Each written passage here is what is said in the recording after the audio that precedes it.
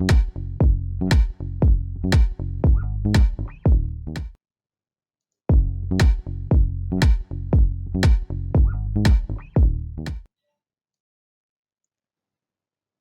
children. Today we are going to continue with our second lesson, that is Swarnakakaha.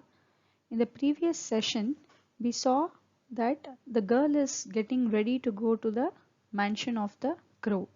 Now let us see what she is doing by going there. Moving forward for the second para of the lesson.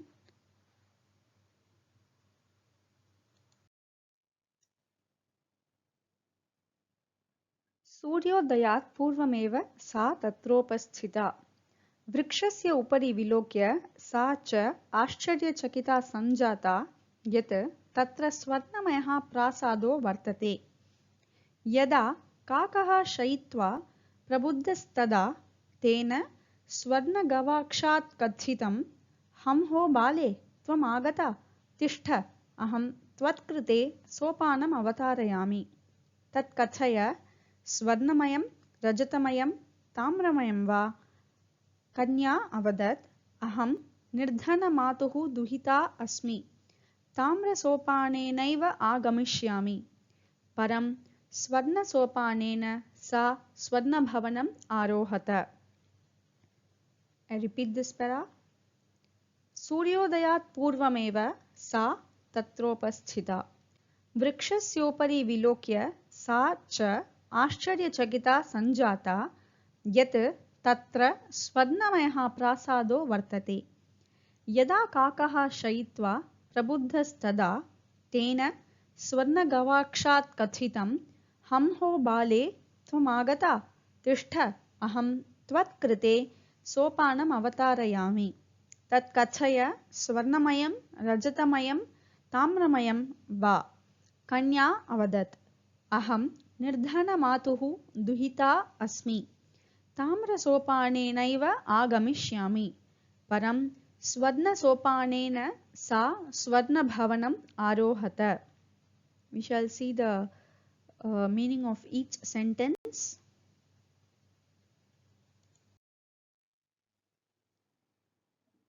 सूर्योदयात् पूर्वमेव सा तत्र उपस्थिता. सूर्योदयात् पूर्वमेव. Surya Udaya, that is before sunrise itself. Sa, she refers to that small girl. Tatropasthita, reached there. So before sunrise itself, she reached there. So let us now see what she is doing on reaching there. वृक्षस्योपरि विलोक्य सा च आश्चर्यचकिता सञ्जाता यत् तत्र स्वर्णमयः प्रासादो वर्तते.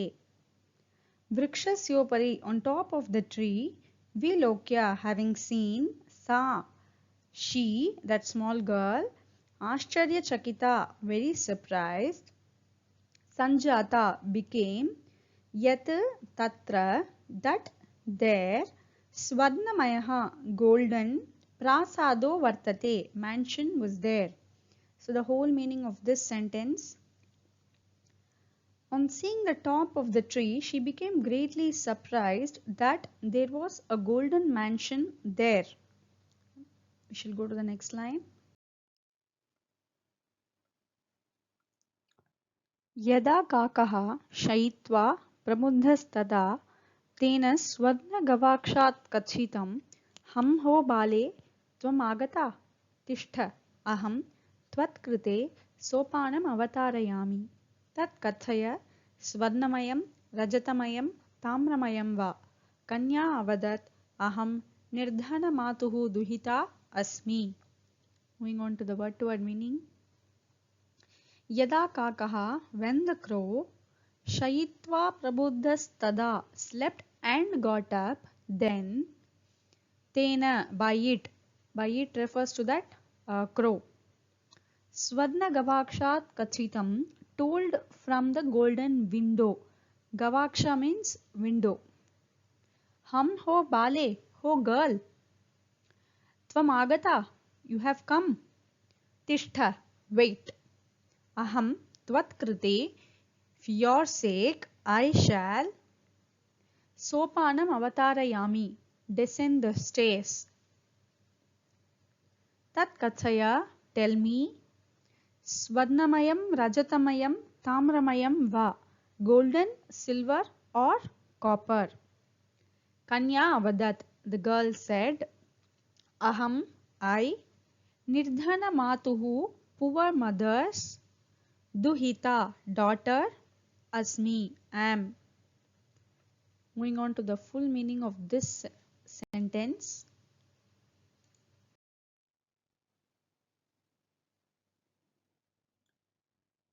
When the crow woke up from sleep, it was told by the crow from the golden window, "Oh girl, you have come.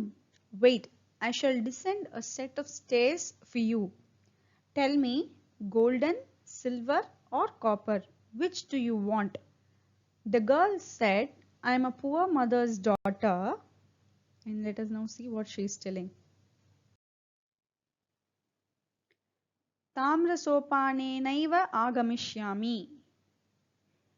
Tamrasopana eva. Tamra means copper. Sopana is stairs. So by the copper stairs itself, agamishyami, I shall come. I shall come by the copper stairs itself was the reply which was given by the girl to the crow. Moving forward.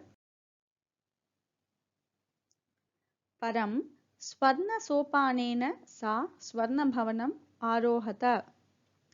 Param, but Swarna Sopanena, by the golden steps, sa, she, Swarna Bhavanam, the golden mansion, Arohata, climbed. So the whole meaning, but she climbed the golden mansion by the golden steps. Moving forward. So now the second paragraph starting, that is from Suryodayat Purvameva until the Swarna Bhavanam Arohata, we shall see the whole meaning of this second para. Before sunrise itself, she reached there. On seeing the top of the tree, she became greatly surprised that there was a golden mansion there. When the crow woke up from sleep, it was told by the crow from the golden window, "Oh girl, you have come. Wait, I shall descend a set of stairs for you. Tell me, golden, silver or copper, which do you want?" The girl said, "I am a poor mother's daughter. I shall come by the copper stairs itself." But she claimed the golden mansion by the golden steps. Now we shall go on to the next paragraph. With this, we have come to the end of today's session. We shall see the rest of the paragraphs of this lesson in the next session. Thank you.